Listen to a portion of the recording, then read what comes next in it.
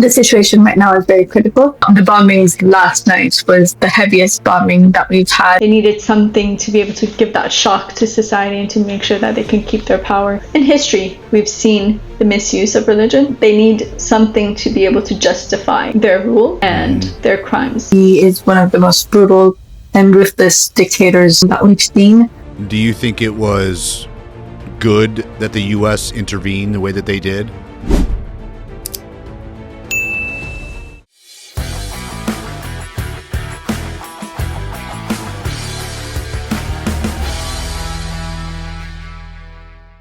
All right, everybody, we got another episode on our hands today, and I am excited about this one. Today we have Zolal Habibi, who is an Iranian human rights and women's rights advocate. She is a member of the Foreign Affairs Committee of the National Council of Resistance of Iran, and she spent over 2 decades trying to give voices to the Iranians.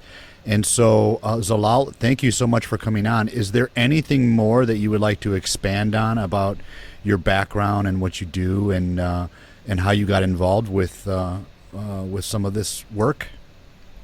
Well, first of all, let me greet everyone. Thank you for actually giving me this opportunity, and I'd like to say hello to all those who are tuning into the podcast today. I think you explained it pretty much, but I've been involved with the Iranian resistance and the situation in Iran practically my entire life, and it was shaped partly by my parents and their activities. So I became acquainted with the human rights situation in Iran as a 4 or 5 year old child, meeting people who were like victims of torture who had been able to escape, or and hearing their stories and being able to experience being with them firsthand. And they were my heroes growing up, seeing these people who were still steadfast and despite everything that they had been through. So that's pretty much shaped who I am today, I guess. And my personal experience is also because I think a lot of it draws, as I said, from my parents. My father was a prominent writer and a human rights activist, but unfortunately he was killed by the regime in summer of 1988. And that summer, the Iranian regime had 30,000 political prisoners executed right after the Iran-Iraq war, because it felt like, they were on the verge of falling apart. So they needed something to be able to give that shock to society and to make sure that they can keep their power intact. And my mother has also dedicated her life to the resistance since she was like 25. So it's nearly 4 decades that she has dedicated to the cause of freedom in Iran. Well, I appreciate you coming on. I'm very excited to chat with you because I think I think there's not enough education out there as to what goes on in the Middle East, particularly Iran. You hear it on the news all the time. I think that there's a lot of miscommunication on what goes on there as well. So to actually talk to somebody that, is intimately involved with the narrative as well as what goes on there, I'm appreciative and grateful that I could talk to you. So I assume you're in the States now? I was born and raised in the States. I am currently in Paris right now. Oh, okay. So let's kind of work backwards, because I think that a lot of people don't understand the history of Iran. And I can give you, let me let you give the narrative, because I think I won't do it justice, right? I know that there was the regime change in 1979, and the Shah was overthrown, the Ayatollah came into power.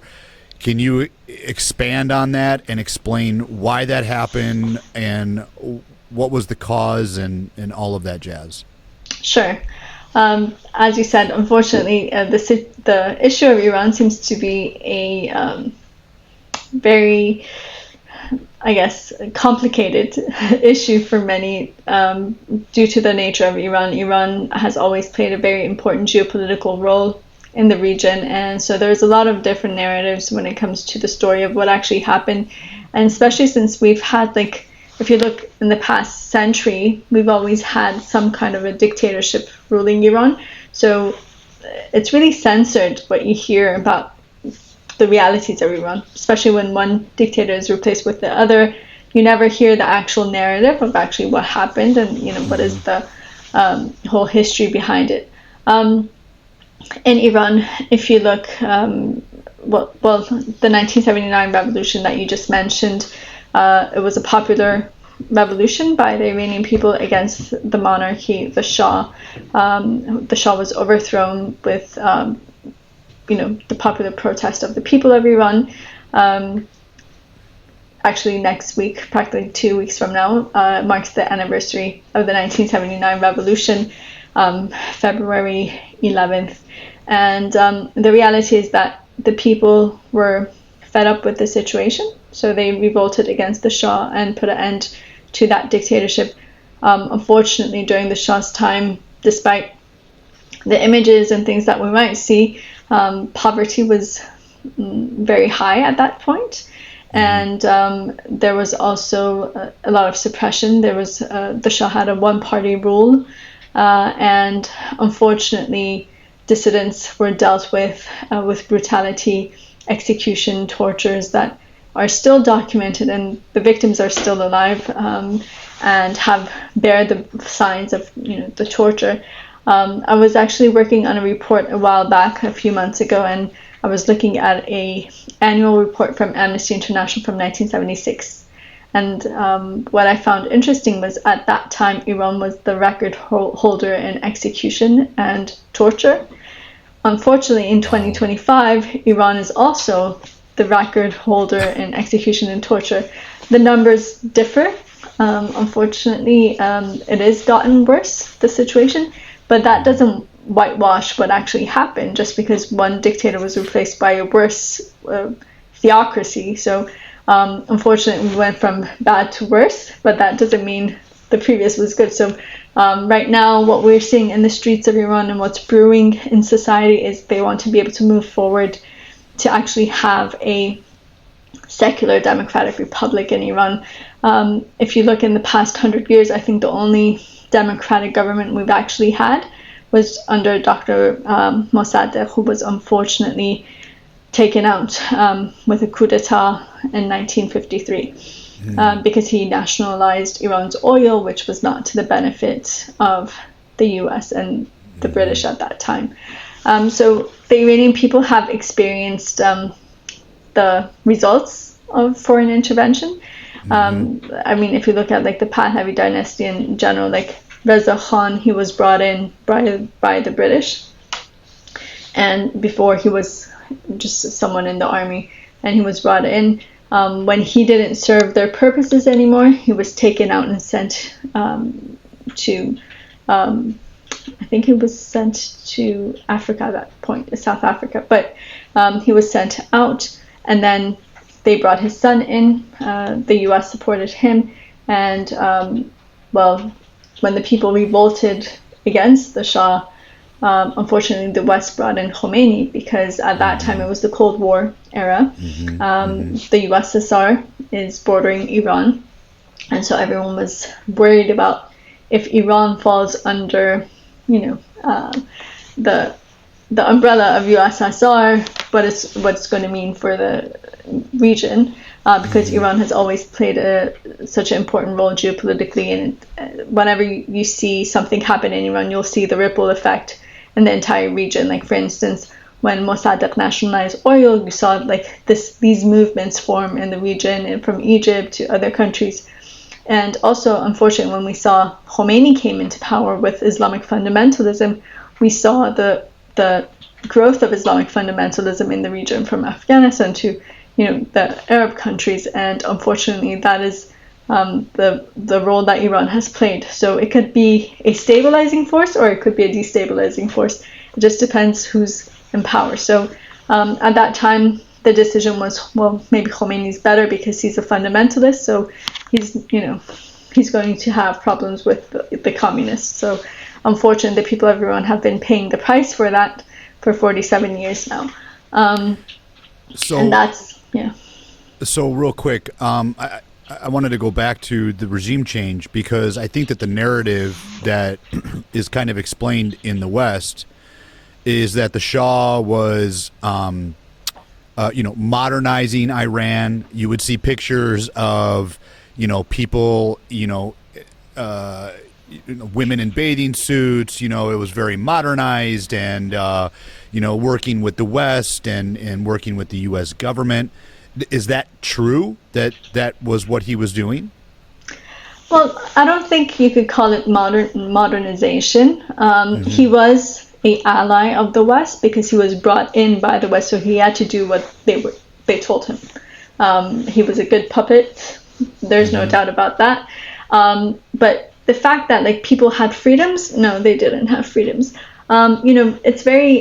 You have to also understand the context of the time. For instance, just imagine in 40 years people showing videos of Iran and say, look how, just videos you see on Instagram right now from Iran and Tehran, and it's beautiful. People are these lavish lifestyles, restaurants, whatever. Just imagine seeing those and be like, look, this is Iran under the mullahs. It was really good. No, that's not the reality. Right now, 80% of the population is living under the line of poverty, but Instagram is not actual life, right? With the Shah, it's kind of the same thing. I mean, unfortunately, if you look at history, the brutalities, the killings, the suppression of ethnic minorities in Iran, these were all carried out during the Shah's time. The Shah, after the 1953 coup d'etat, he consolidated power and said there's only one party, and that's the Rastakhi's party, and if whoever doesn't like it, either prison or leave the country. Elite were executed, tortured severely. There's a saying in Farsi that if you know actually where that comes from, it makes you think. There's a saying in Farsi, they say, when they want to say, watch out, don't say anything, they'll say, watch out, the walls have mice and the mice have ears. And that was in reference to the Savak, because the Savak was everywhere and they were notorious. To this day, I think Savak is one of the most notorious intelligence ministries that have ever existed. And unfortunately, the Iranian regime actually kept that structure and just replaced the head of that system. So Parviz Sabati escaped to the US. He, just some kind of a mullah replaced him in throughout these years. But they're still using the same tactics and same procedures. Also, you have to understand, one of the reasons that one of the sparks of the 1979 revolution was the celebrations of the 2,500 years of monarchy in Iran. The Shah had these lavish celebrations, and this was at a time that right outside of Tehran were huge shanty towns, and people were living in slums.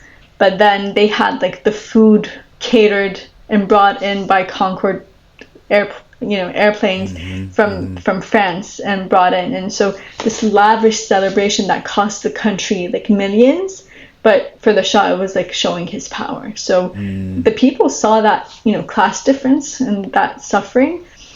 So that was I've heard from my relatives and family, for instance, our family comes from a city in southern Iran. They didn't have running water, electricity, or pavements until my grandfather actually paid for it out of his own pocket to provide it for people. The Shah never did. Right now it's a tourist city. So to some extent, probably the regime attends to it, but the reality is that infrastructure was never provided by the government. Or for instance, people say, Reza Shah built the railway in Iran. But if you look at the railway that Reza Shah made, it's from south to north. So it's for military movement of the British, and at that time, it was Russia, it wasn't USSR yet. So it was created for them. It wasn't created for people's transportation. So a lot of things like that are said, but if you go into the details, they say devil's in the details. So you'll see where that stands. And also another thing, like for instance, just imagine in 40 years, people will be like, yeah, Iran was so modern under the mullahs. They had internet, they had social media. That comes with the times. It has nothing to do with who's ruling the country. So that is unfortunately the reality. There were there's so many parallels sometimes that you have to pay attention to. People are seeing today, the protests in Iran that were, brutalized by the regime and the suppressive forces. Well, the Shah practically did the same thing. Like, for instance, there's this one protest in Tehran, which was September 8th, 1978. The Shah turned it into a bloodbath. 1,000 people were killed in that one part of Tehran that day. Wow. And it's called Bloody Friday in Iran's history. Some try to present it as, the Shah left without bloodshed. Well, that wasn't the case. He left at a point that bloodshed wasn't enough anymore to keep him in power. The thing that led to the overthrow of the Shah is actually when President Carter came into power. He had a thesis. It was the human rights diplomacy, right? Mm-hmm. And part of that human rights diplomacy, he was invited to Tehran. It was New Year's Eve, 1976, I believe. 1977, sorry. And there he told the Shah that you need to stop execution and torture, because otherwise it's going to lead to your downfall. And the Shah had to give in because he was brought in by the US, so he had to listen. And from the minute that execution and torture stopped in Iran, it had already passed the point that people were fed up with the regime and they wanted to see change. So that actually emboldened people to come to the streets, because they knew the risk is if you go to the streets, you might get killed on the streets. But if you're arrested, there's no torture, there's no execution. And so what we saw is, like, one protest broke out. People were killed in the streets. In Iran, there's like the ceremony. It's like this after burial. They have a ceremony on the 40th day of when someone passes or is killed. So those 40th days would turn to huge, demonstrations and rallies by people, and people would get killed again there. So then that 40 days later, so there was a chain of 40 days if you follow the 1979 revolution, because it's from the death of a group of people, and then 40 days later their ceremony, then another group, and that led to the downfall of the Shah. So or also, like, for instance, when the Shah visited Berlin, there was huge student protest against his presence, and members of the Savak were with the Shah in this trip. They actually attacked people in Berlin, and 3 students were killed. 3 German students were killed. These are things that, unfortunately some decide to forget, but these are all facts that are, in history. So there are a lot of parallels, and we need to remember those, because I understand that, back then there was an internet. People didn't see these things. People didn't hear about them. A lot of them are not documented very well because it was replaced by a different dictatorship.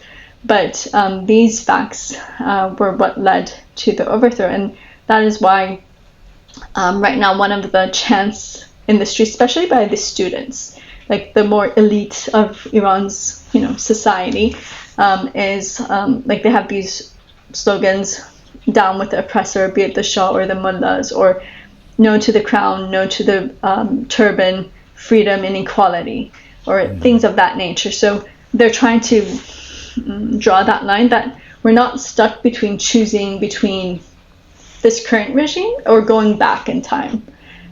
Where have they ever recycled a dictatorship that we have to be the second? We want to move forward to have a secular democratic republic in Iran, and to be able to actually,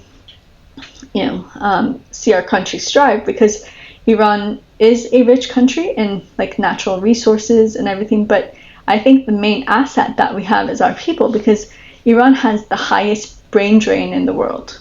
And just imagine those people actually being able to serve their own people. If you look at like all the top companies in the world, I mean, go and look into all the different scientific organizations like NASA, wherever. In the top layers, you find a lot of Iranians. But these people were never given the chance to actually be able to serve their own country. And so just imagine the day that that actually happens. So Iran can be really a country that can add to the international community and be, a asset instead of being like a destabilizing force and the number one. Unfortunately, right now it's, first of all, the number one violator of human rights, but also the number one sponsor of international terrorism. So just imagine if it actually took its correct, responsibility in point in the international community. So with the revolution in 1979 and the Shah being overthrown, when the Ayatollah came in, was he promising this type of society? Was he promising fair distribution of wealth and all of this stuff? Yeah, exactly. If you look at the interviews that the Shah did, Khomeini at that time, you have to understand, he was in exile for 20 years in Iraq, and then only the last 6 months before the revolution, he was brought to France, where they decided that this is the guy that we want to bring in. There, in his interviews, he keeps on saying like everyone's going to have, freedoms, freedom of speech, freedom of assembly, all of that. We're going to have free water and fuel for everyone, and making a lot of promises that were just empty words. And he always kept on saying, I'm just an old man, a religious man. When I go to Iran, I'm going to go to Qom and continue my religious studies. I don't want to have anything to do with power and whatnot. So that was the rhetoric. But the minute that he actually came to Iran, first of all, I think the first red flag was the fact that on the airplane they asked him, what is your feeling returning to Iran after all these years? And he said, I have no feeling whatsoever. And when he came, the reality is that he never actually left Tehran. He just stayed there, never went to Qom. And he started his reign of terror very early on. I think the first signs were, first of all, the fact that I think one of the first rules that he signed was the forcing hijab on women, so that way being able to suppress half of society. When half of society is under oppression, you have control over society. And getting into, writing misogynist laws, writing the misogynist views into law, it automatically enters the most personal aspects of people's lives. And that is how it was able to keep control, because it's a religious dictatorship, so it's more complex than a classical dictatorship. And so that is how Khomeini ruled. And from 1981, from 1980, he had the massacre of the Kurds in the Kurdistan area of Iran. 1980, the Iran-Iraq war started. So with that, he was able to suppress any kind of dissent, because very soon, especially the students in Iran, they were like, hey, we didn't have a revolution for this. We revolted for freedom, not this. And so he had two smoke screens at the same time. One was the U.S. hostage taking for 444 days. And then on the other hand, it was the Iran-Iraq war. So if you said anything, you were a traitor, you were a spy, and you were going to be dealt with. And that's how it started. And then very soon, a peaceful protest the Khomeini ordered on the radio to open fire on a peaceful protest. It was a spontaneous protest that broke out on June 20th, 1981. And 500,000 people came to the streets in Tehran. At the time, it was in regards to rights being taken away from the so-called new president at that time and whatnot. So he opened fire on that demonstration, and that is when, that is a very one of the cornerstones of the fight against this regime, and that just marks the beginning of the underground resistance and the full-fledged fight against this regime, because at that moment that was the last drop of democracy that was taken away. So till then, for a year and a half, actually, for 2.5 years, the Iranian people in the resistance, they tried to keep the peace and be able to create change, because every day of being public, activities, political activity is worth, years of underground activity. So they tried to use every, grain of freedom that existed. But unfortunately, that was turned to bloodshed. That day, the regime killed over 3,000 people in one day. And they started from the next morning, they started printing pictures of children who had been killed by the regime, and they would say, we don't even know their names, would their parents come and identify their bodies? The same thing that they're doing right now in Iran. And from that day on, the 1980s is marked by, newspapers that were printed every day with just lists of people who've been executed the night before. I know people who were teenagers at that time themselves, and they were in Evin prison, for example, and they would count 200 to 300 coup de grace being fired every single night, and that's how they counted how many people have been executed in just Evin prison. And the 80s was really marked by the brutalities of Khomeini, and unfortunately 120,000 people have been executed by this regime for their political views. About, I can say, 100,000 of them was in the 1980s, which the end point was the 1988 massacre. During the 1980s, to control society, Khomeini shut down the universities in Iran for 3 years. He called it the Cultural Revolution, because universities were the hotbed of where the revolutionaries and the students came together, they organized together, and they tried to fight against the regime. The regime sent 450,000 children to war. They used them as minesweepers. Instead of buying a machine to open the minefields in the Iran-Iraq war, they would go to schools, take the children with buses, and they would give them these plastic keys, gold plastic keys, and they would tell them, this is the key to heaven. So what we're going to do, they would wrap them in a blanket and then open them up, roll them in the minefields. And that's how the regime opened the minefields. So unfortunately, in 1988, after the war, the devastation, the country, to this day, the cities like Khorramshahr, they still have not been rebuilt really. But over 1 million people died on each side of the war. So over 2 million people were dead, and thousands of thousands who were wounded or, just left devastated. And that is how the regime has ruled, the reign of terror really in Iran over these years. I have so many questions. Wow. So basically he did a bait and switch. He promised all of these things, and when he got in, he's like, nope, because he wanted to have more of a theocratic rule, right? Iron fist, more law that was in line with the Quran, I imagine, or the Muslim faith. Is that correct in saying?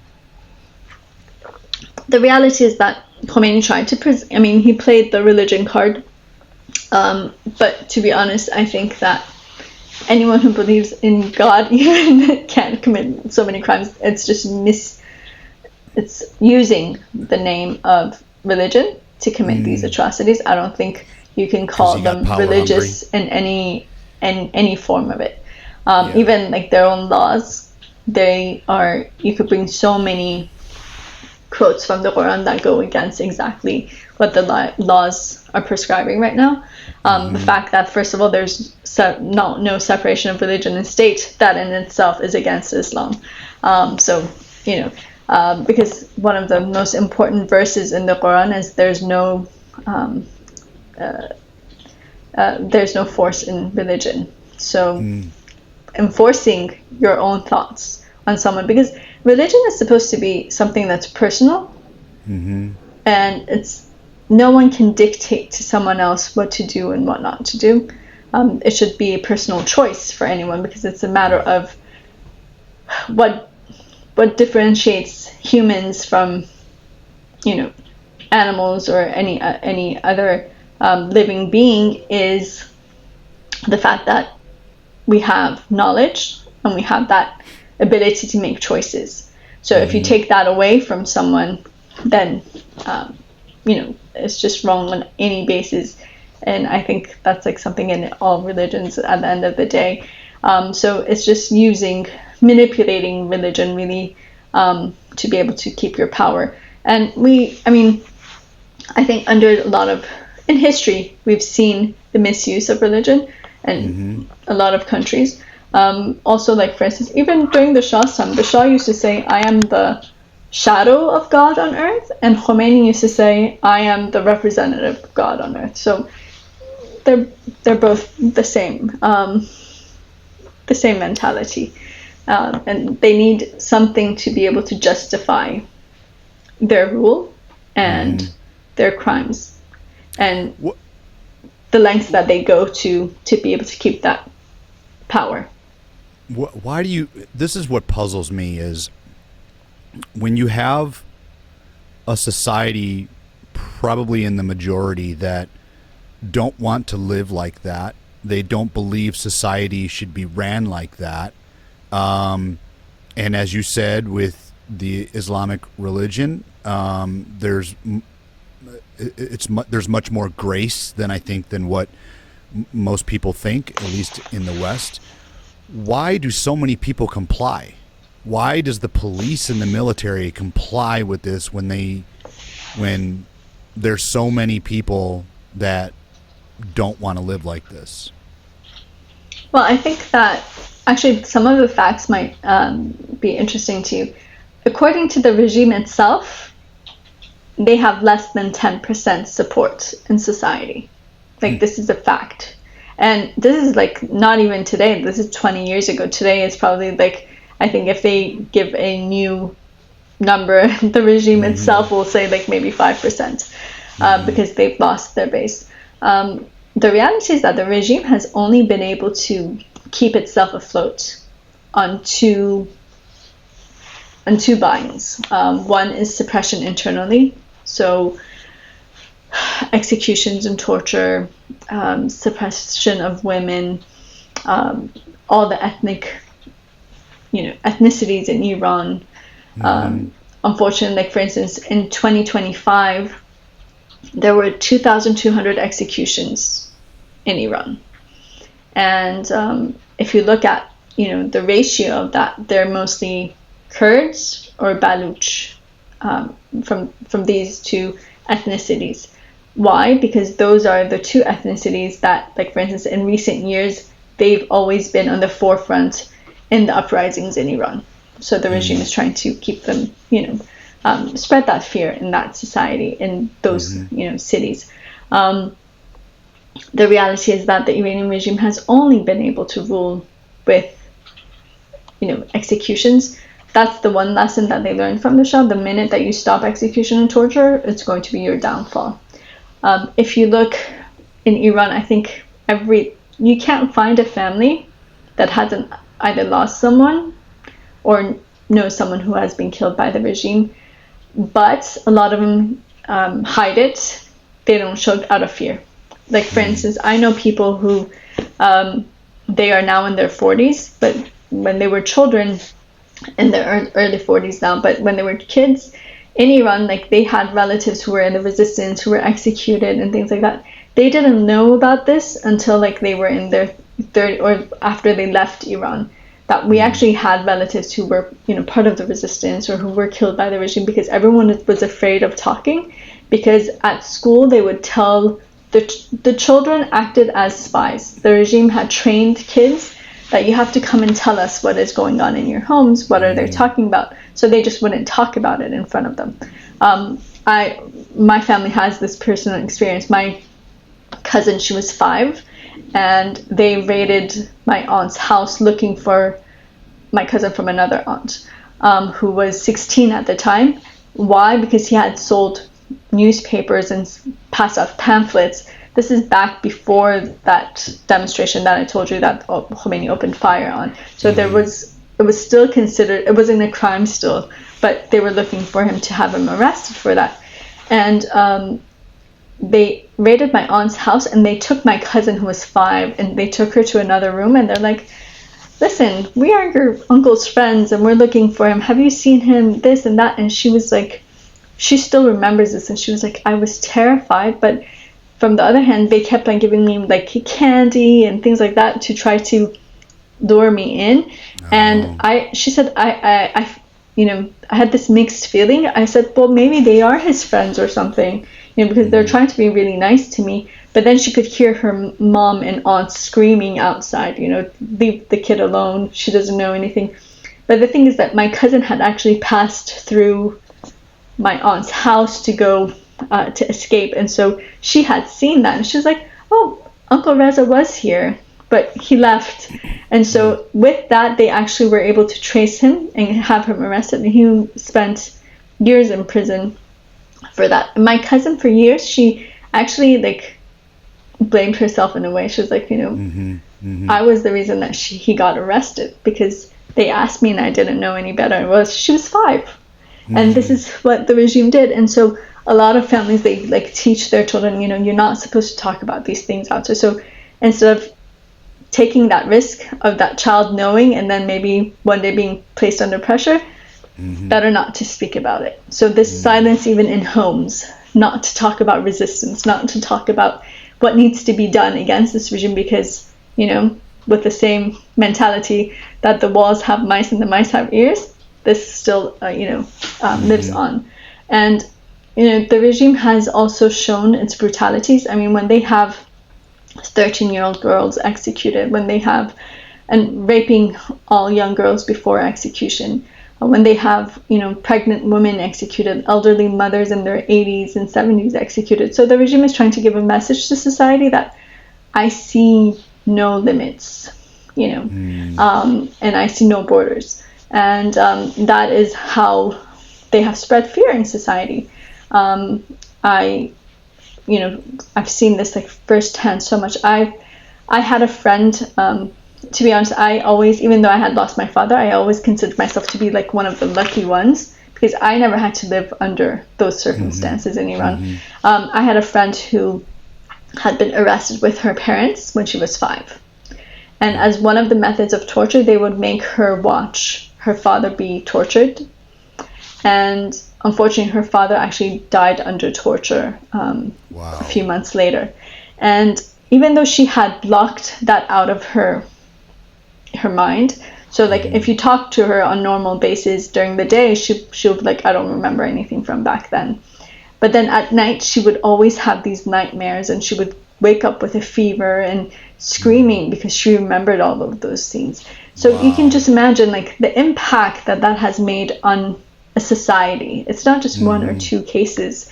Back in the 80s, there were about, I remember in protests, we used to have a slogan that there were I think 600,000 political prisoners back then in prisons. So, just imagine the impact that has had on society. And it's still, that fear lives on. And right now, I mean, today, 50,000 people have been detained in the protest in recent weeks. In the since beginning of January, their families are very worried right now because they know what this regime is capable of, and the reports coming out from people who are able to escape one way or another, it's devastating. And it's really it's far more than just a massacre. The massacre was what we saw in the streets, but everything that is happening, it's more than just a crime against humanity. I mean, the things that they're saying from the hospitals as a war crime, really. But this is how the regime keeps its grip. This is, and that is why you see. It's very interesting for me in the last few days, since it's been like 2-3 days now that people have like 50% internet connection in Iran. So there are a lot of messages really coming out. It is being completely controlled. Like, for instance, I was speaking to someone on WhatsApp, and after we spoke to them, they actually got a message saying, "Who were you speaking to?" So the intelligence ministry actually came out and they're like, "Who were you speaking to?" And they actually sent us that, screenshot. And this is how the regime wants to. They're like, we're controlling what you're saying, what you're doing. We know your every move, and that's how they want to spread that fear. But what is interesting is, despite all of it, despite seeing all this bloodshed in the last few weeks, the message from people in Iran is like, tell everyone that it's not finished.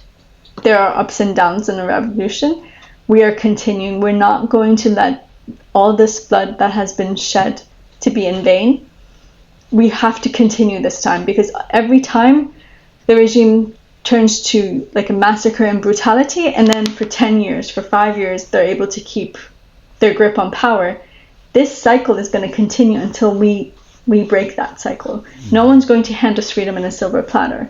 What was interesting was, this time around, a lot of the families are saying their children, before going to the protest, they said their final farewells. They understood the risk of going to the streets, but they went anyway because they knew that, look, we have to create this change as a collective together.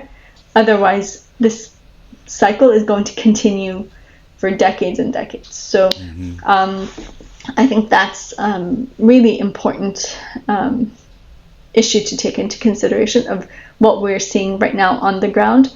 And I think also the role of, like, one thing that has to be said, sorry, I might be going off the subject of just coming up, but in the last practically the last decade or so, the Iranian resistance has been concentrating on a strategy which it's called the resistance units. What are resistance units? Groups of like 2, 3, or up to even 20 people who organize together. They're all local, they all know each other, and they work together to form like units to be able to fight the regime. So they carry out different activities throughout the year. Like, we don't actually, right now we don't have the actual numbers from 2025, because the final days of 2025, the uprisings broke out, and we haven't had time to really analyze that and get all those information and that data together. But in 2024, they carried out 39,000 different activities, and they targeted 3,000 centers of oppression. That acted as, first of all, it kept the flame of resistance alive, but it also acted as a role model for people. So people knew, like, when they came to the streets, they knew what they were supposed to do, because they had been seeing it in the streets, in their cities throughout these times. And I think that was something that was important. And a lot of people, before the internet was disconnected, they kept on saying, we've never seen so much hope in people's eyes and so much defiance. Because you could also see in a lot of the videos, you could see like organizational structure on the ground in the demonstrations, like people who are organizing, who are bringing people together, because they knew together the regime can't really target them. When they're individuals, the regime can target them and kill them. So they were on the offensive for the first time, and they were disarming security forces. They were pushing forward. A few cities were liberated for a few days, and they were in the hands of the people. They were able to get all the suppressive forces to either escape or disarm, or in some defect. But it needed to be continued, which was unfortunately something that didn't happen due to the military grade weapons that the regime brought into the streets to kill people. And the cutting off the internet was major player, and they also cut off even electricity in a lot of cities to be able to have that crackdown. We have a video, it's a 6-minute video from just one area of Tehran. in it, you can hear over 247 bullets being fired at the protesters in 6 minutes. So just imagine throughout all 31 provinces and throughout all of the cities and everything, what the regime actually did. And to be able to do that, you mentioned, with this situation, how are those who actually support this regime? The regime counts on two things. One is that force that has interest in its, being afloat. People that have their hand in blood already, so they're afraid of, being held accountable. That's one of the criteria for the regime for like all its presidents. If you look at them, like for instance, Raisi, who was brought in as president, he only had a 6th grade level education, but he was part of the death committees in the 1988 massacre, so he had proven his loyalty. Before that, like for instance, Ahmadinejad, he was called the man of 1,000 bullets because he had personally killed 1,000 political prisoners in 1980s. Or like for instance, right now, Pezeshkian, he's supposed to be, more moderate. He doesn't have a turban. He's not really, religious. He's a doctor. But just look, under his reign already over 3,000 people have been executed, and now we're seeing, the bloodbath on the streets. So these people have shown their, dedication to this regime, and that they will stand by it till the last drop. What do you think the possibility is of the country being a secular democratic country then? I mean, this sounds like a huge undertaking. I think that if you look at the last decade in Iran, we have had numerous uprisings, and you see it evolve. Like it's evolving every time, and you could see like the evolution from the messages to how radical it is. All of it, you can see it. And the reality is that the regime has turned to a point of no return, especially in these uprisings. In the previous ones, every uprising has a spark that starts, these protests. For each one of them, the regime has been able to, just move back in regards to something to just calm down the society in a way. Like for instance, in 2017 or 2019, 2022, each time they were able to give some kind of a consensus to be able to calm down at least part of society, and then the other part of the society was with their brutality and just killings and everything. They were able to keep themselves afloat. This time around, they can't do that because the spark was the economic situation in Iran, the economic crisis, and the downfall of, Iran's currency is has no value whatsoever anymore, and poverty. And then there's so many. Right now, we've reached a point that there's not a single sector of, I think, in the society that you could put your finger on that has not been completely destroyed by the regime. So the regime can't give any kind of incentives to be able to, calm at least part of society down. Right. On the other hand, it has also lost its grip in the region. The regime has always survived on terrorism and spread of fundamentalism. Khomeini used to say we have to fight in Syria, Iraq, and Lebanon to not fight in Shiraz, Tehran, and Isfahan. Well, they're not fighting in those fronts anymore, so that's why the fight has come in internally. They don't have some kind of a smoke screen somewhere else to be able to create a diversion, so all the attention is coming inside of the country. They've lost their proxy groups. Usually, even in this time in the brutalities and the suppression, just in Tehran, they had about 5,000 members of their proxy groups, like from Hezbollah and Hashd al-Shabi, who came in to suppress the people because at one point, the troops of the regime, the Iranians, they just couldn't do it to this extent.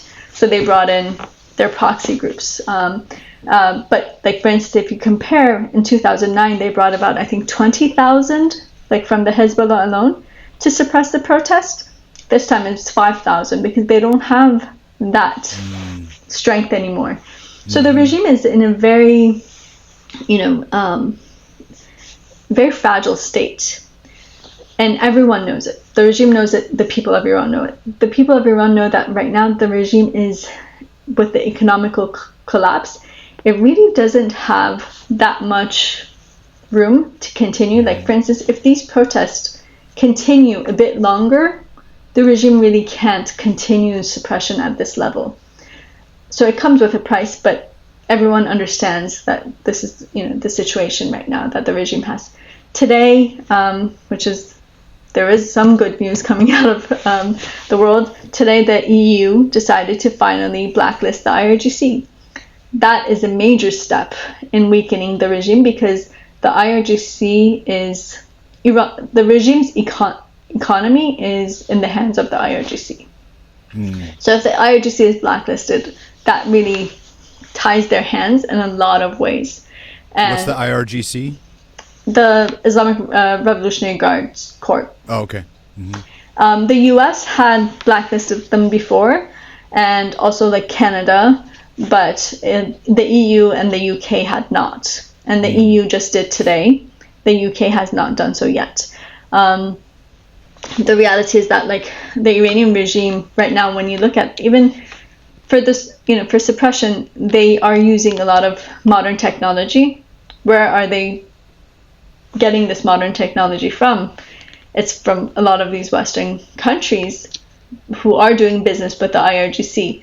From today, that can't be done anymore. Like, for instance, all of this face recognition technology that Iran is using, where is it coming from? Or, the surveillance systems and everything.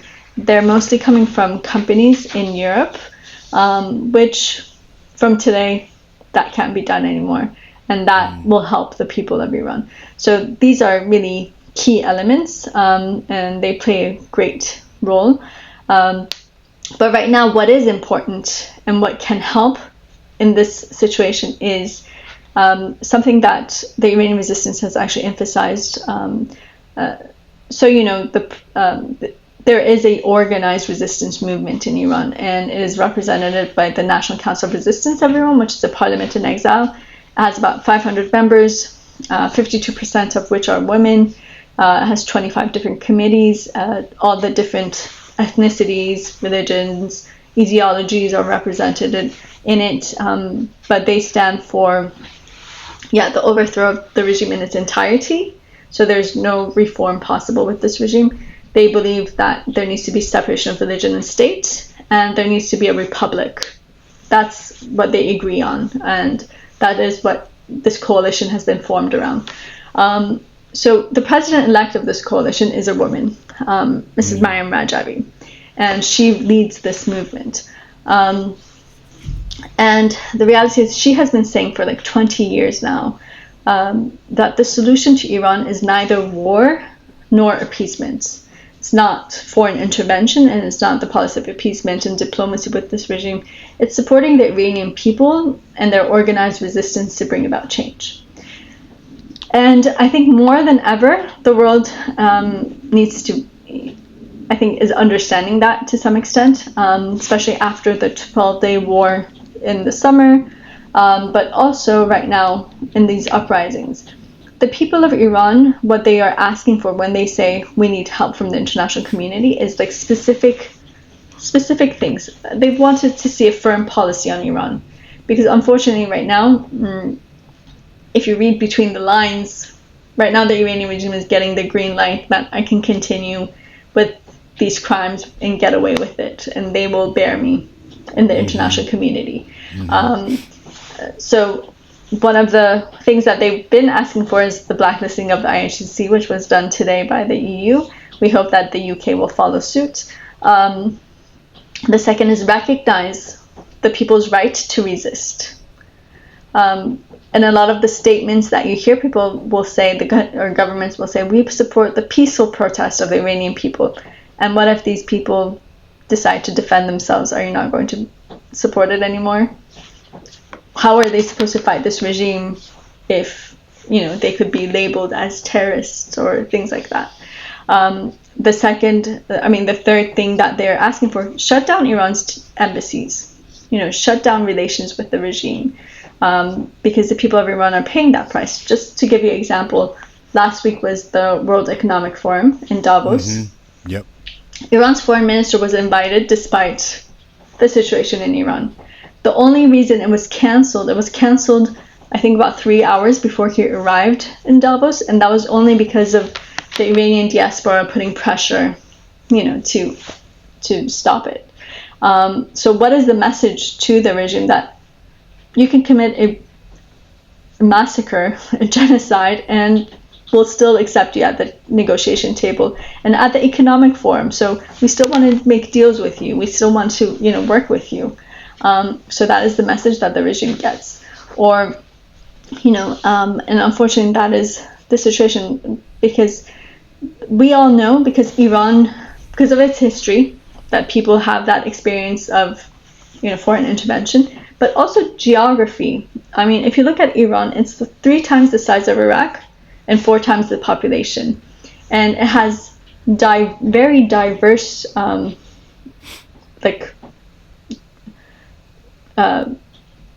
geography. Like, we have mountains, we have sea, we have the desert and everything. So it's not something that you could bring in troops on the ground and create change. It doesn't work that way. It's also not like, for instance, Venezuela. You can't just take out Khomeini and then this regime falls. No, it has a system. There's an apparatus in place for that. So foreign intervention can't resolve the issue. And that was actually going to be my next question, was, if the West came in, what could the West do to help change this regime? And not that I'm for that, but I'm just saying, I feel like every time the U.S. gets involved with changing regimes, it never works out. Yeah, I think the test of time here comes into play. It's better not to, and because it's never. I mean, democracy can't be brought in; it has to be built, right? And that is our experience and the experience of the Iranian people. And the reality is that I think that there is a organized resistance movement, and we need to recognize that. The reality is that this is an issue that I'm not going to try to get into, because it's a very long discussion, and I think time-wise we can't. But for instance, the Iranian resistance used to have actually a National Liberation Army, which was disarmed in 2003, and so return their weapons, they have the possibility to create change in Iran. The people of Iran have these resistance units, have that capability to bring about that change. So, I mean, it's simple things that people can do, but the reality is that I think that strategy is something that the people of Iran have that potential to bring about, and they are moving toward in that direction. But what they need to see is that the international community stands with them and not with the regime. In 2009, there used to be a slogan. They kept on saying, Obama, Obama, are you with us or with them? And unfortunately, every time, all the heads of state have always shown in action that they actually stand with the regime instead of standing with the people, even though in words they support the people of Iran and their fight. So that is also one of the things. Like, for instance, I mean, just look at everything that has happened in the last month in Iran. There are crimes against humanity and there are war crimes. Who is talking about this and who is holding the regime accountable? I mean, the death toll right now in Iran, it's in thousands and thousands of thousands. And there's no reaction other than statements from governments. Statement does. Why do you think that is? Do you think it's an economic thing that they don't want to get involved because of economics? There's 2 sides to it, or maybe you could say 3. One is some have economical interest. Some are they fear Iran's retaliation because Iran is the #1 state sponsor of terrorism. And the third is some are, thinking of their long-term interest. What comes next? What guarantees are there?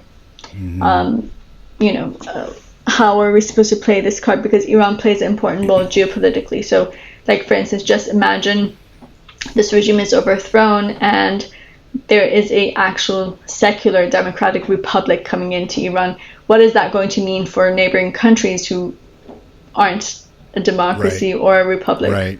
What is going to be the effect of that? And then what is that effect going to be on the global market for oil and everything? So yeah, that geopolitical factor comes into play. But I also think that the Iranian people, though, at the end of the day, we have a saying in Farsi. We say, no one's going to scratch your back except your own finger. We believe in that, and I think that the people of Iran have really made a decision.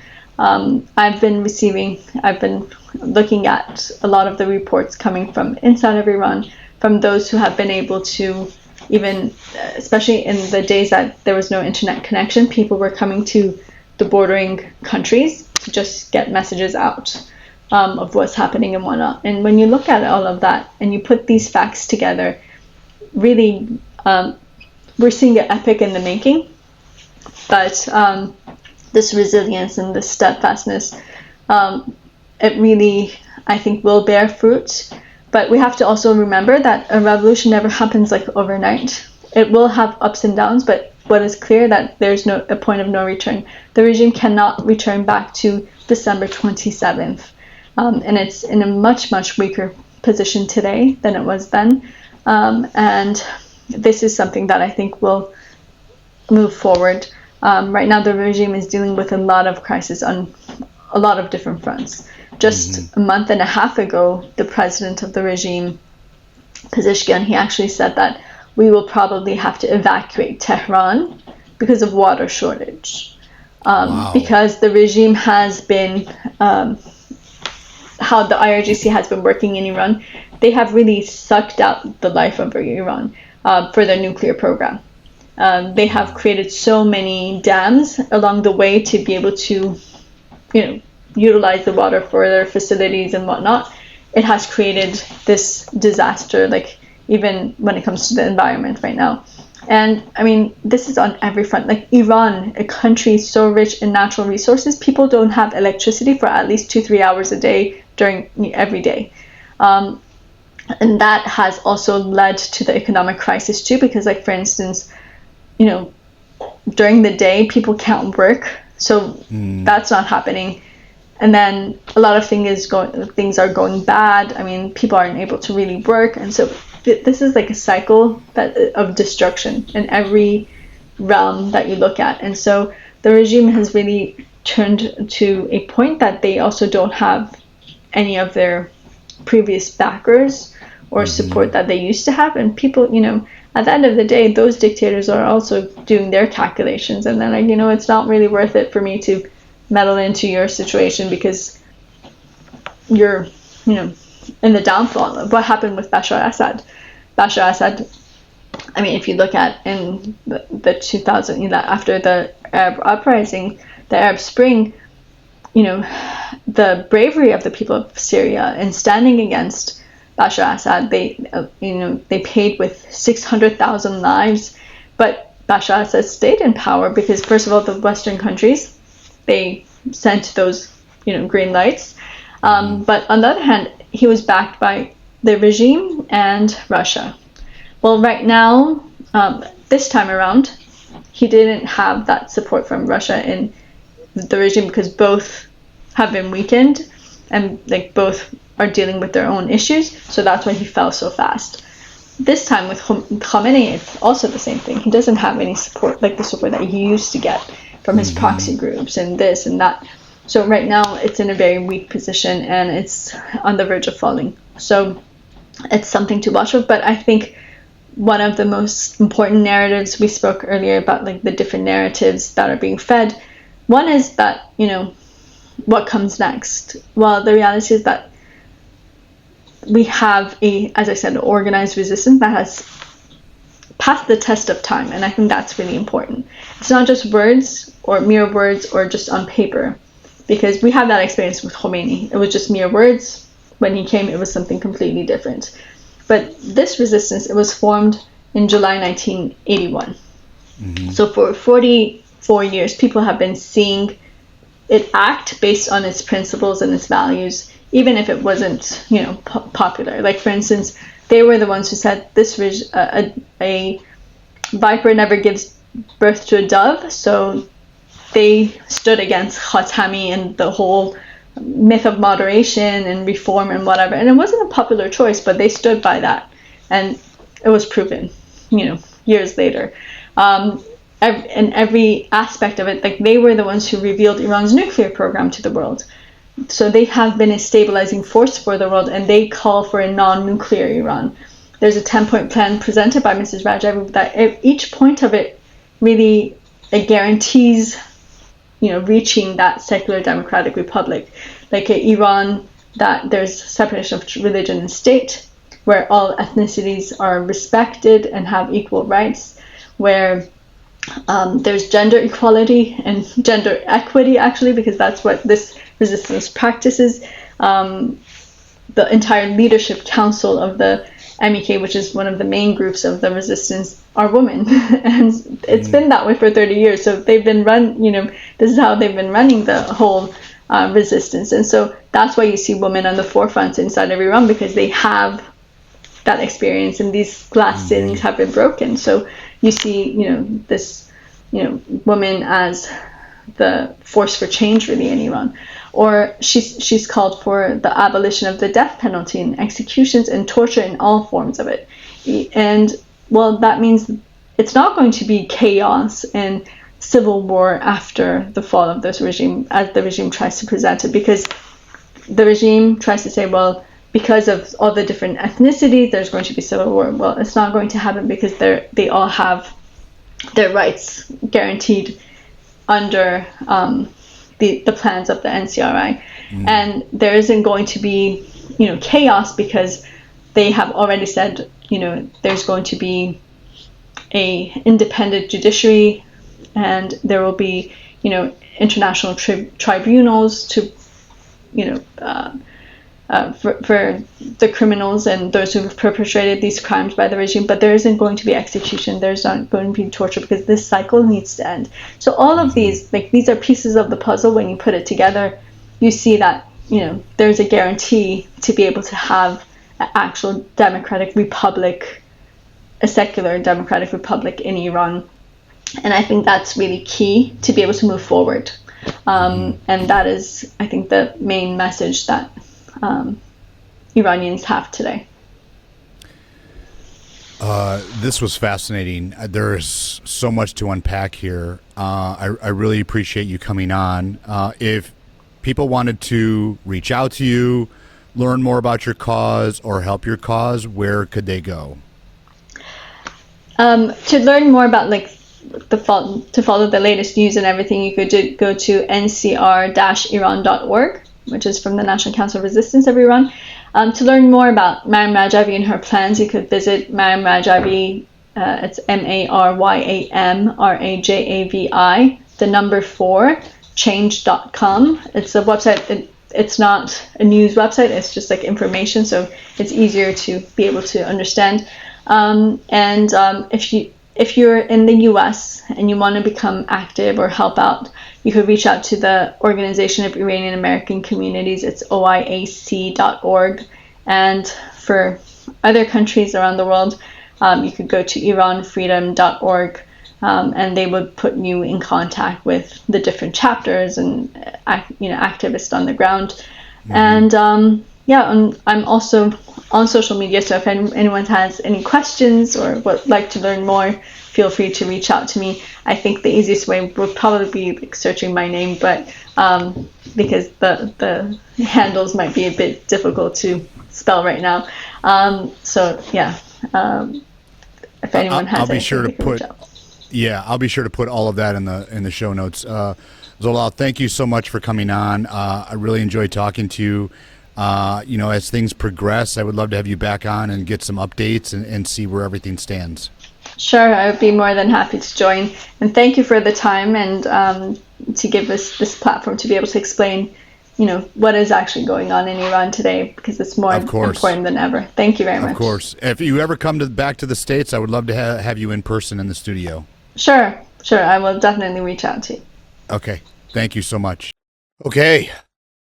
Zolal, thank you for coming back on. I wanted to get you back on because I know a lot of things have changed, have happened since our last podcast. So I wanted to give you the opportunity of kind of like give an update, kind of a feeling of what's going on in Iran, what's going on with the people out there, and what your overall thoughts of the situation are.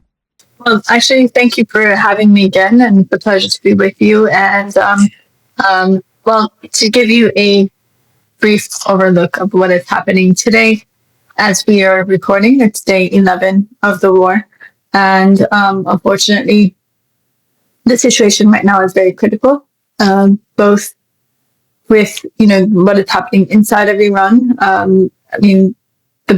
The bombings last night was the heaviest bombing that we've had on Tehran, and there are a lot of unfortunate human casualties, and just also infrastructure and everything. When you look at it, like the power network was hit yesterday, or things of that nature, which have a lot of they have a lot of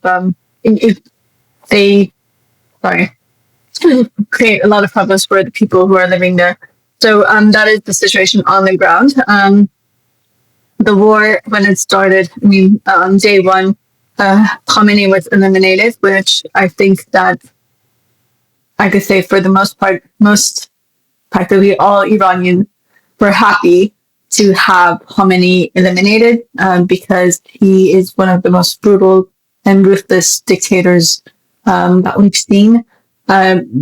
Even though there are a lot of mixed feelings, because people of Iran always saw it as their own responsibility to take him out and to be able to even hold him accountable for the crime that he perpetrated. So this isn't how we saw it, happening. But the reality is that he has been eliminated. But the reality is that since day one, we have said, not just today, but for the past over 2 decades, we've said the solution to Iran is neither war nor appeasement. It's to support the Iranian people and their organized resistance to bring about change. Because at the end of the day, war does not bring in democracy. And democracy can't be installed in Iran. It has to come from the people of Iran, and they have to be the ones to take their destiny into their own hands and to be able to create that future that they yearn for. On the other hand, specifically when you speak about Iran, and I'm not talking about like from a principle or from a issue of like your values and whatnot. I'm talking about like military even perspective. When you look at the issue of this case of Iran is not Venezuela. You can't just remove, the head and just think that this regime is going to fall through. It doesn't happen that way, because when Khamenei is removed, that apparatus is still intact. That regime is still intact, and it will continue. And in fact, we saw that after the death of Khamenei, became the supreme leader, and he continued that reign. And right now that Mojtaba Khamenei has been, announced as the sixth after of his father.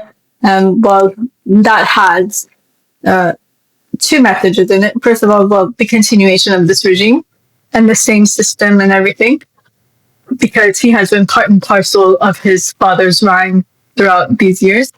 But the other thing is that it also shows the weakness of the regime. The fact that a regime that was supposed to overthrow a monarchy, which is like, and following a hereditary line, lineage, and now that they're doing the same thing themselves. So that speaks for volumes, I think, of the reality of the regime, that it really doesn't have any strong, person to be able to put as the supreme leader.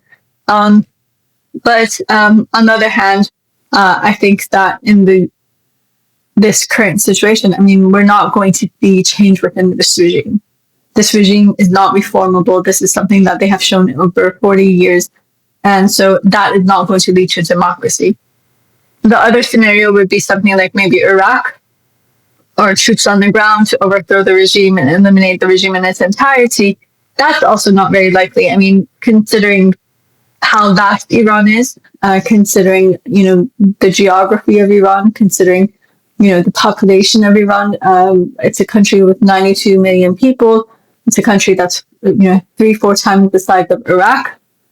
And the other thing is that we have, I mean, even if you look at the terrain of Iran, it's very different. I mean, we have desert, we have mountains, we have jungles, we have everything. And so it's not, a easy process to be able to do that. And it would mean a long-term war, and which no one benefits from. So the reality is that regime change is not going to come through war in Iran. And that's why we have had the stance from day one that war is not the solution. And I think even right now, because a dragged out war is going to only mean more, casualties. And it's not, especially with the Iranian regime, it's not limited to Iran or Iran's borders. We saw immediately after the start of the war, practically on day 2, the regime was attacking other countries in the region, or going as far as Cyprus and yesterday Turkey. And so the Iranian regime, I mean, it is the number 1 state sponsor of international terrorism. So it's not going to, it will do everything in its power to, spread the effects of this war and to be able to destabilize the whole situation, to be able to keep itself afloat. And from day one, I mean, this regime has made clear that the day that they're going to go down, they're not going to go down alone. They're going to pull down everyone with them. And that is what we're seeing. So, I mean, the fact that, like, for instance, I think it was in Bahrain yesterday, the regime targeted the water planters, which is key for that, that area, because the only water that they do have goes through this, system to be able to take the water from the sea and be able to create, drinking water for people. So, I mean, these are the types of infrastructures that the regime is targeting, or like in Saudi Arabia, Aramco and whatnot. But on the other hand, inside of Iran, I mean, Iran's oil refineries were targeted. And so they were reporting actually about 2 days ago that throughout the city, you feel like it's raining oil, and that has major repercussions. And the World Health Organization has also, raised alarms on this issue. So unfortunately, war is never, something that's clean, or unfortunately, it is what it is. So that's why we hope that this war will come to an end soon. But we think that, the final nail in this coffin has to be put in by the people of Iran, and for them to be able to overthrow the regime in its entirety, and to be able to, create that secular democratic republic that they yearn for and that they've been striving for. I mean, since January, I think the world has seen the uprisings in Iran. But even after that, even despite the killing of thousands of people and over 50,000 people who were arrested and detained in these protests, but we saw the ceremonies that people held in Iran 40 days after the death of their loved one. It's like a ritual in Persian culture that they honor those who have died 40 days later. All of those ceremonies, they turned into a form of defiance in face of the regime. And the people of Iran actually, or the families, they actually celebrated the lives of their children or their loved ones who have been killed, and also took that chance to make a pledge to them that they're going to continue this fight until the overthrow of the regime. And so we're seeing a new level of defiance in Iranian society. And that also showed in, if you look at the events leading to the war, the week before inside of Iran, it's very telling from the protests that began again in the universities, because since the uprising, universities were all shut down and all classes were being held online or remote. And 1 week before the start of the war, that's February 22nd, universities resumed working on campus. And that same day, protests broke out in different universities and different campuses throughout Iran, and it spread within the next few days. And so the regime was forced to shut down universities again, and said that till after the Persian New Year is in March 20th. So they said after the New Year's vacation, then they will be resuming classes again. So that'll be in April. So that showed that the regime doesn't have control over society or the situation, even though they have enforced martial law in Iran since the uprising, and now with the war that has been intensified. Right now, we are receiving reports from people on the ground that they have checkpoints practically at the entry of every major city, checking each and every car coming in, leaving the city, to be able to control the situation. On the other hand, we saw 5 days before the start of the war, a operation that was carried out by 250 members of the resistance units in Iran on the headquarters of Khamenei. And that is the exact same location that was hit on the first day of the war. But the fact that they were able to carry out this organized operation against the most secure location in all of the country at a time that it was on heightened security, it was a sign that the regime is very weak, that such a thing is even possible. But this was also the first time that such an act was being carried out in 2 decades. So that really spread like wildfire in Iran for people to realize, it had a message that this is the path forward. So we have been seeing that people were, mobilizing on the ground to be able to take this fight to the next level. And unfortunately, though, right now with the war, it's kind of impossible for people to be on the streets because of both the martial law in state, but also, they're being bombed from the sky. So there's no safety or security, especially since one of the things that the regime has done is Khamenei had given a memorandum before the war. So the regime was kind of prepared for maybe such a scenario, especially after the war in July, the 12-day war. And he had stated that in case there is a full-fledged, a war or whatnot, and in case, the heads of this regime or higher ups are eliminated, the IRGC has open ends to fire at will. And that is what we are seeing. That's why all these countries are being targeted. It's just at will by the Revolutionary Guard. Is that why you're starting to see fighter jets and whatnot in the airspace over Dubai and stuff like that? Yeah, exactly.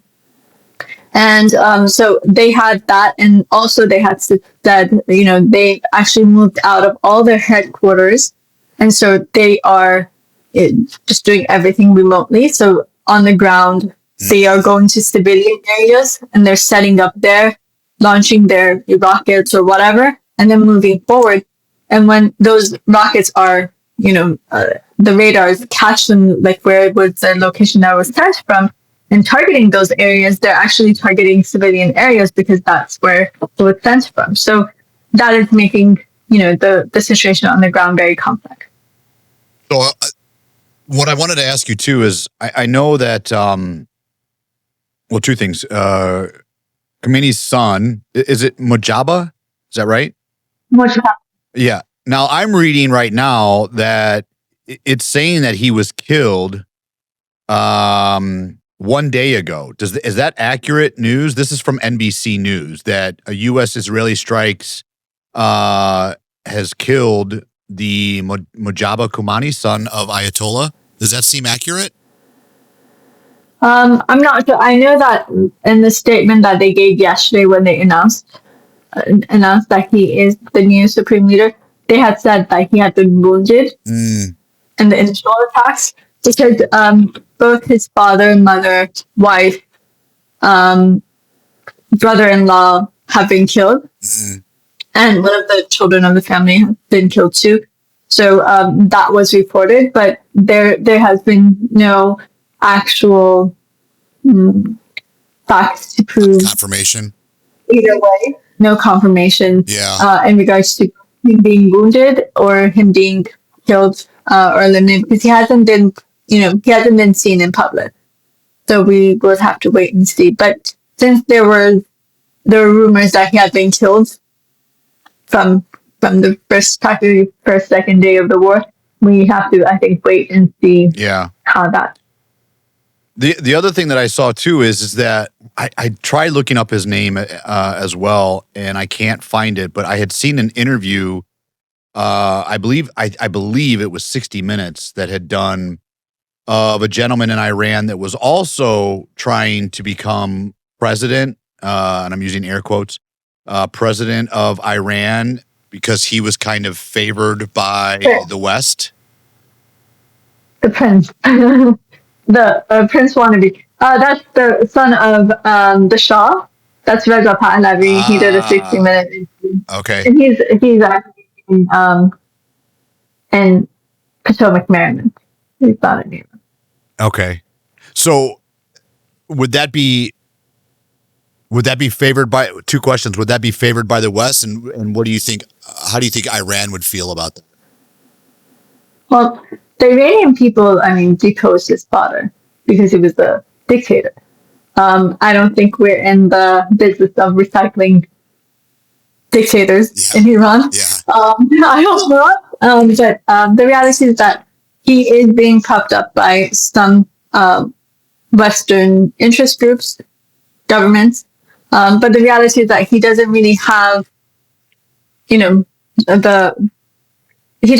had nothing to actually show for his, to be able to come and take such a responsibility. He has no organizational structure. He has not been able to form a organization that lasts even 6 months. For the last 47 years, he's never worked a day in his life. And so how are you going to run a country like Iran, as complex as Iran? And only on the merit that you're your father's son, and your father was a dictator who was thrown out of the country. So it's really not very unlikely. He would only fit this position only in one scenario, and that is what they depend on. And actually, that's why they were the ones who, like the Iranian monarchists or those who support the return of monarchy, were the ones who promoted asking for attacks to be carried out on Iran.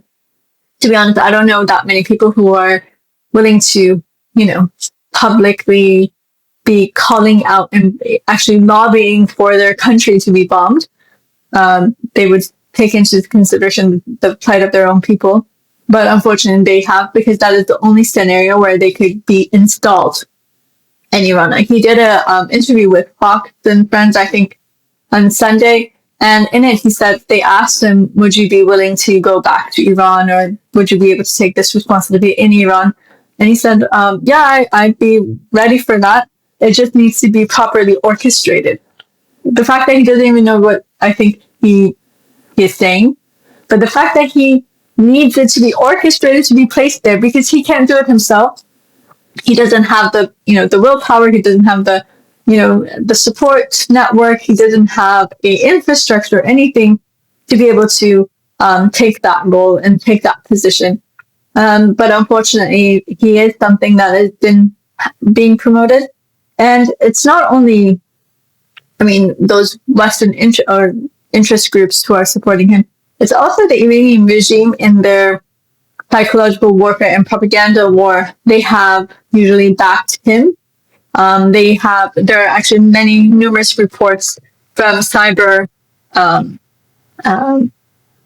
agencies who have reported that, look, he is actually being promoted on social media by the regime's cyber army because it creates division among Iranians and makes people passive about, change anywhere, because everyone's like, well, we don't want to go backwards, then fine. Want to move forward. If that's going to be what's coming next, we don't want it. And also, I mean, the reality is also, I think in the last few months, they have really shown their true colors, because for 47 years, they were usually silent, but in the past few months, they've become active. And now that they have become active, you're seeing like their, this fascist culture that they have. And this is really alarming to many Iranians. And, the fact that they are threatening anyone who doesn't say long live the king. And that is the only slogan you will hear at their demonstrations. Nothing against the regime, nothing in regards to, all of those people who have been killed or arrested in the protest. It's only to promote him. And that is just something that I think our people put in the dustbins of history in 1979, and they don't plan on going back to it. Do you believe that there is a candidate that is favored by the people that could be democratically elected, that the people will want to see put in leadership? Well, I think that we shouldn't be looking for like an individual in general. I think that the Iranian people want to put the era of, kings and supreme leaders and things of that nature aside. They want to move forward to like an actual democratic system. The National Council of Resistance of Iran has announced the provisional government for the transfer of sovereignty to the people of Iran under the 10-point plan of Mrs. Rajavi. Ms. Rajavi, she is the president-elect of the National Council of Resistance of Iran for the interim government. And this plan, the plans of the NCRI have been, documented and put forth since 1981. So it's nothing that the people of Iran are not acquainted with. And then what is very important is also that it has, withstood the test of time, standing and fighting continuously for almost 45 years against this regime, and, to have stood by their values and principles throughout this whole process. And I think that that's really important and key. And I think the 10-point plan, the 10-point plan of Mrs. Rajavi has been endorsed by over 4,000 parliamentarians around the world, over 130 former heads of state, 100 Nobel laureates, and many have called it, Jeffersonian, because of it guarantees people's rights. And they have also set forth the fact that, and Mrs. Rajavi actually gave this, multiple statements in the past few days, actually within hours of the start of the war, but she indicated there clearly again that, the provisional government is only for 6 months, and then there will be elections by the people of Iran to choose the assembly that will be putting together the new constitution. And then once they take, once that assembly is formed, the interim government's job is finished. And after they create the new constitution, that will be put to vote. And then based on the new, rules of the new republic that is formed, and is, chosen by the people of Iran, this, method of governing, then there will be free elections held in Iran. So that process is a kind of a clear process. And the fact that, like, for instance, in the 10-point plan, you see, pluralism, you see, separation of religion and state, you see, the rights of ethnicities, the rights of religious minorities being respected, you see, gender equality, you see the abolition of the death penalty and all forms of torture, you see, the abolition of all of these suppressive forces and all of these, the IHC and all of that. These are the independent judiciary system. These are all, the groundwork to be able to set up a democracy. And so I think these are very key. And the fact that it's not just on paper, people have seen how this movement acts in action on the ground for over 40 years. So, when they see, people who have dedicated decades of their lives to the cause for freedom in Iran, they know that these people aren't in it for power or for, some kind of a position or for wealth or whatnot, because there were easier ways for them to obtain that, but they have dedicated decades of their lives only for the freedom of the people of Iran. And so that's why they feel like this is something that they can trust to bring about that change. And the fact that the NCRI has always reached its hand out to everyone and said, in this critical responsibility, unity is really important. So they have announced the National Solidarity Front to be able to bring together different people from, different walks of life, different political leniencies. Because at the end of the day, even if we have whatever differences, because that's the reality in society, what's important is to be able to concentrate on that one sole responsibility and that goal, which is to overthrow this regime and create a secular democratic republic.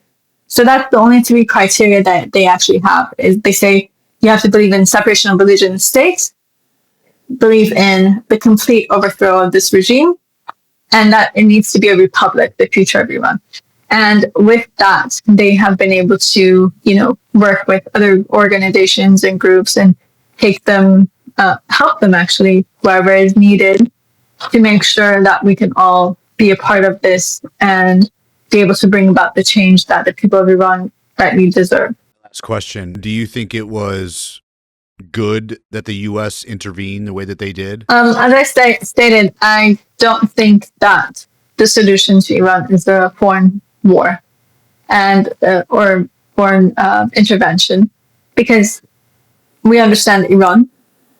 We understand how complex the situation of Iran is and can be, the geopolitics of the region, and also the history that we've had with foreign intervention. Mm-hmm. And so, unfortunately, till now, what has stopped the people of Iran from being able to really overthrow the regime and its, completely has been the policy of appeasement that has been followed till till about 12 days ago. The policy of appeasement was still in place. Once that obstacle is taken out, I think that the people of Iran will have freer hands to be able to, truly revolt to overthrow this regime. It'll be a mix of maybe like uprisings and armed resistance, but this is what is needed to be able to overthrow this brutal regime that uses such, extent of force against its own people. Zolal, thank you so much for coming back on. I pray for you guys, and I would love for you to, continually come back on and maybe keep educating the audience on what's going on in Iran, because I know that you're close to the situation, and go from there. Well, it was a pleasure to be with you, and thank you for the opportunity. Thank you.